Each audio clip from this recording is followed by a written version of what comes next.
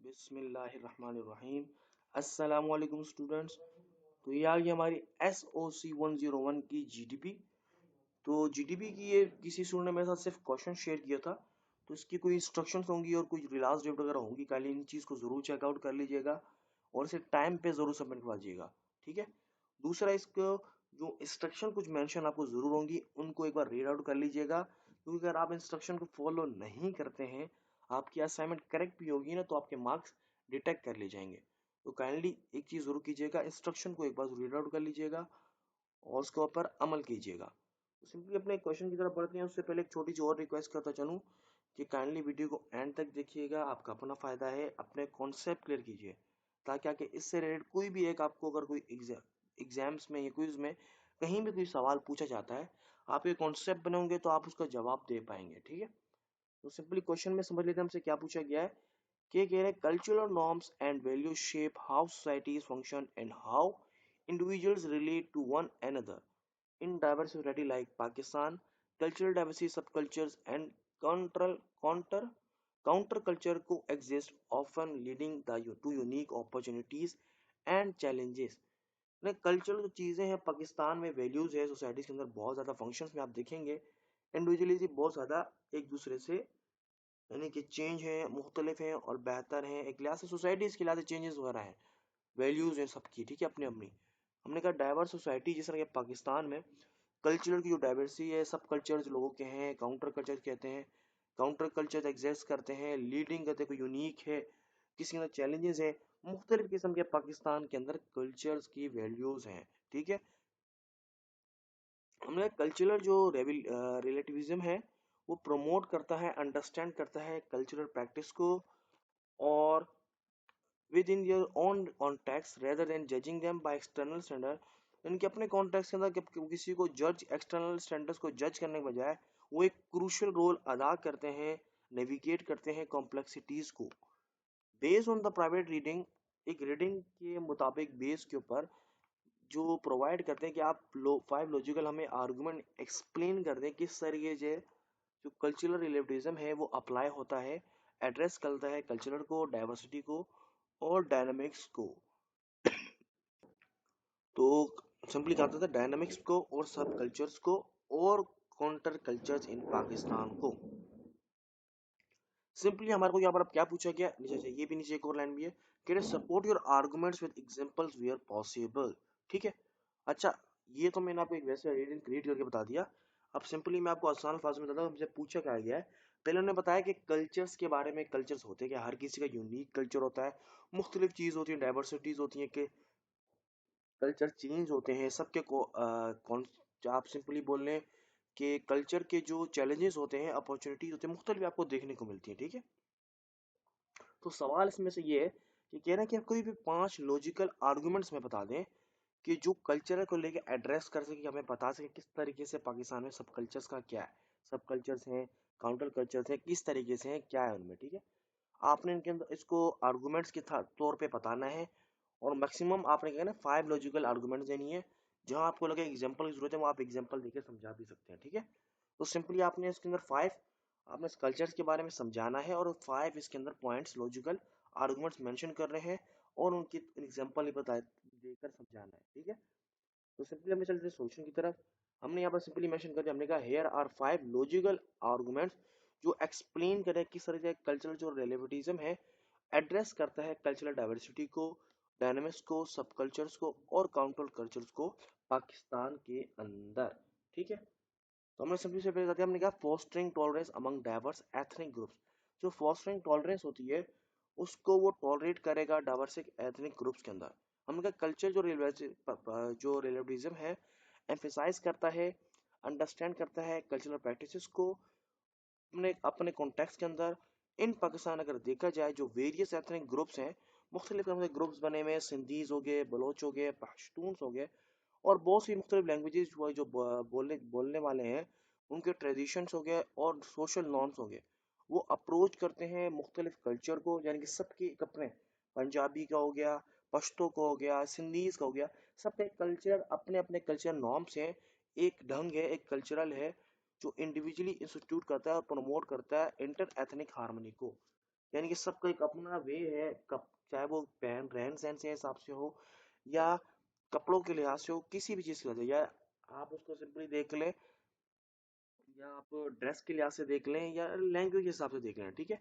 तो एग्जांपल देके हमने यहाँ पे थोड़ा क्लियर किया कि हमने celebrating regional festival such as Sindhi Ajrak day, यानी आप सिंपली अगर इनके एक सेलिब्रेशन के हिसाब से जाए तो इनके मेन डेज आप बोल रहे हैं कि कोई वैल्यूज कह रहे हैं जिनको वो ज्यादा करते हैं, जैसे कि सिंधी का अजरक डे होता है, और पश्तून का कल्चरल इवेंट जो होते हैं वो जजमेंट फॉरेस्ट फॉस्टर है, नेशनल यूनिटी है, और अप्रिसिएट करते हैं, अप्रिसिएशन देते हैं अपनी डाइवर्सिटी को, ठीक है। ये हो गया। उसका सेकंड पॉइंट हमने क्या क्या है, हमने कहा mitigating religious and sectarian divides. Religiously अगर देखा जाए किस सेक्शन के सेक्टेरियन डिवाइड्स हैं, वो हमने बताया। हमने कहा पाकिस्तान जो है वो रिलीजियस लैंडस्केप पे includes a Sunny majority. Pakistan में रिलीजियस एक लैंडस्केप है सुन्नी, जिस यानी कि मतलब अगर आप रिलीजियसली तौर पे चले जाए तो यहाँ पर बहुत सारे मुख्तलिफ यानी कि डाइवर्सिटी के मुख्तलिफ यानी कि आप बोले रिलीजन बोले क्रिएट हुए हैं, कास्टें आप बोल रहे हैं या सिंपली क्या बोले हैं, ठीक है। तो जैसे कि सुन्नी की मेजोरिटी है, शिया है, स्मॉलर कम्युनिटीज क्रिश्चियंस भी हैं, हिंदूज भी हैं, सिख्स भी हैं। तो सबके अपने अपने यानी कि सेक्टेरियन इंटरफेथ टेंशन है, एलिविएट करती है, अंडरस्टैंड करती है रिलीजियस प्रैक्टिस को in their own context instead of imposing a single standard. तो यानी कि सबके यहाँ पर मुख्तलिफ हर किस्म के यानी कि आप रिलीजियसली बोल रहे लोग हैं जो अपने हिसाब से अपने रिलीजन्स के हिसाब से अपनी प्रैक्टिसेस करते हैं, और एक दूसरे को सिंगल स्टैंडर्ड के लिए इम्पोज नहीं करते, ठीक है।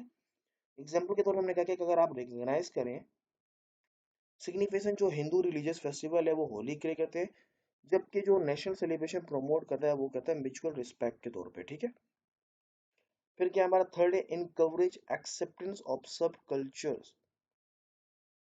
इनकरेज करते हैं और एक्सेप्ट करते हैं सब कल्चर्स को। सब कल्चर जो पाकिस्तान में वो जैसे कि याउथ मॉडर्न ट्रेंड्स, जैसे कि मुख्तलिफ मॉडर्न चीज़ों को यहाँ पर प्रमोट किया जाता है, यानी कि इन पे वर्क किया जाता है, जैसे कि म्यूजिक बैंड्स हो गए, स्टेक बोर्डिंग हो गई, कम्युनिटीज़ हो गई, ठीक है। स्केट बोर्डिंग कम्युनिटीज़ होती हैं, म्यूजिक बैंड्स होते हैं। तो ये एक मॉडर्न तरीका है जो यहाँ पर भी परफॉर्म चीज़ें की जाती हैं। Often face from more traditional segments. Criticism भी होता है इनका, इस चीज़ को लेके बहुत क्रिटिसाइज भी किया जाता है, लेकिन ये चीज़ें यहाँ पर फिर भी यानी कि की जाती हैं जो सब कल्चर्स के तौर पे की जाती हैं, जिनको यहाँ पर बहुत इश्यूज भी होते हैं लेकिन एक्सेप्ट भी की जाती हैं, ठीक है। कल्चरल रिलेटिविज्म अलाउ करता है सब कल्चर्स को, अंडरस्टूड करता है नेचुरल एवोल्यूशन सोसाइटी के अंदर rather than deviation from norms. तो सिंपली यहाँ पर हमें बताया कि कल्चर जो यानी कि सब कल्चर, सिंपली जो सब कल्चर से मुराद ये कि हमारा जो अपने रिलीजन है, हमारे अपने यानी कि सिंपली आप बोल लें कल्चर्स वैल्यूज है, ये सब कुछ में जो बाहर मॉडर्न चीज़ें जो आपको दी जाती हैं, तो यहाँ पर उनको चीज़ों को भी ध्यान दिया यानी कि किया जाता है, आप सिंपली बोलें। जैसे ऊपर एग्जांपल हमें देखिए म्यूजिक बैंड्स हो गए, स्केट बोर्डिंग कम्युनिटीज़ हो गई, तो ये जो बाहर फॉरेन कंट्रीज में कहते हैं इसको भी यहाँ पर अप्लाई किया जाता है मुख्तलिफ हो। जैसे कि अभी हमने एग्जांपल नीचे दी कि हमने कहा the rise of independent music brand in cities like Karachi, Lahore reflects the creative expression of younger generation. Accepting these movement nurtures innovation while respecting broader societal norm.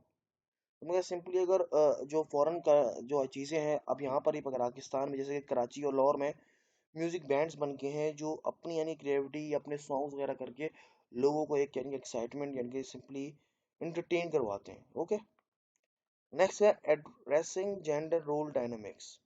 इसमें क्या है, ट्रेडिशनल जेंडर रोल्स होते हैं पाकिस्तान में deeply rooted in cultural norms, but counter cultural movements advocating gender equality challenge these roles. Cultural relativism enables dialogue by appreciating the context of traditional norms while advocating for change. Simply अगर traditional जो जेंडरी जो role है पाकिस्तान के अंदर वो deeply rooted है cultural के अंदर, काउंटर कल्चर के मूवमेंट के अंदर, एडवोकेट करता है जेंडर इक्वलिटी को और कल्चर को रिलेटेड करता है, एनिमल करता है, डायलॉग करता है, अप्रिशिएट करता है, advocating for change. Simply example में हमने मेंशन किया कि इनिशिएटिव लाइक द औरत मार्च advocating women's rights can be contextualized within the Pakistan border struggle for human rights rather than the seen as rejection of cultural values. तो हमने कहा यहाँ पर सिंपली कल्चरल के तौर पे एक मेल फीमेल इस तरह के यहाँ पर चीज़ें जो हैं उन पे इश्यूज भी हैं, ह्यूमन राइट्स भी बैठते हैं मुख्तलिफ, यानी कि यहाँ पर भी स्ट्रगल है इन चीज़ों को लेके। जैसे औरत मार्च वगैरह हुआ था, वो अपनी वुमेन्स राइट्स की चीज़ें कह रही थी, पाकिस्तानी बॉर्डर वो, यानी कि ह्यूमन राइट्स से रिलेटेड इस तरह की चीज़ें यहाँ पर अप्लाई की गई हैं, ठीक है। प्रोमोटिंग इंक्लूसिव पॉलिसीज, जो उनकी अपनी इंक्लूसिव पॉलिसीज है उनको क्या करना, प्रमोट करना। कल्चरल जो रिलेटिविज्म है वो गाइड करता है पॉलिसी मेकर को कि वो क्राफ्ट करें पॉलिसीज को और कल्चर को डाइवर्सिटी के अंदर, और अप्रोच करें, इंश्योर करें माइनॉरिटी जो वॉइसेस हैं उनको इनकॉर्पोरेट करें, मतलब इनके जो मैक्सिमम जो वॉइसेस हैं उसके ऊपर अमल करके उनके मुताबिक पॉलिसीज को अप्लाई करें। एग्जाम्पल के तौर पर कहा, language policy supporting the teaching of regional language alongside Urdu and English in schools, promote linguistic diversity while ensuring national integration। जैसे कि पॉलिसीज है कि सपोर्ट करना टीचिंग में रीजनल लैंग्वेज को अलोंगसाइड उर्दू एंड इंग्लिश। या हम एक चीज़ ये भी कर सकते हैं कि सिर्फ उर्दू और इंग्लिश के बजाय ये मुख्तलिफ हमारी जो लैंग्वेजेस है उनको भी अप्लाई करें सीखने के लिए। जैसे हमारी सिंधी हो गई, ये हम लोग वैसे सीखते भी हैं, अप्लाई हुई भी है स्कूल्स में, हमारे सिंधी की लैंग्वेज भी बुक्स होती है जिनको हम लर्न करते हैं, ठीक है। जैसे पंजाबी होगी, पश्तो होगी, कह रही ये भी होनी चाहिए, ठीक है। ये हमने एग्जांपल दी 5 पॉइंट हमने नीचे सिंपली मेंशन किया कि बाय अप्लाइंग कल्चरल रिलेटिविज्म, अगर हम अप्लाई करते हैं इन चीज़ों को, Pakistan can embrace its cultural diversity by addressing the complexities of subcultures and countercultures in a way that foster mutual respect, unity and growth। तो इससे क्या होगा कि हम आपस में जब एक दूसरे की लैंग्वेज और कल्चरल को समझेंगे, उन पे अमल करेंगे, उनकी चीज़ों को समझेंगे, तो इससे क्या होगा, हमारे में आपस में रिस्पेक्ट, यूनिटी और ग्रोथ होगी, ठीक है। तो उम्मीद करूँ यहाँ तक आपको असाइनमेंट से कॉन्सेप्ट क्लियर हो गए होंगे। तो काइंडली इसको एग्जैक्ट कॉपी पेस्ट ना कीजिएगा, थोड़ा वर्ड्स वगैरह या थोड़ा वी चेंज कीजिएगा ताकि आपको पूरे मार्क्स मिले। अदरवाइज आपके मार्क्स आपको पूरे नहीं मिल सकते, डेटा कर लेंगे टीचर, क्योंकि एग्जैक्ट कॉपी होगा तो, ठीक है। तो काइंडली इससे थोड़ा बहुत तब्दीली कीजिएगा, चेंजेस वगैरह कीजिएगा। तो उम्मीद करता हूँ आपकी इस वीडियो से हेल्प होगी। काइंडली प्लीज़ वीडियो को लाइक कर दीजिएगा, चैनल को ज़रूर सब्सक्राइब कीजिएगा और अपने दोस्तों के साथ शेयर कीजिएगा ताकि उनकी भी हेल्प हो जाए। Till then, thanks for watching.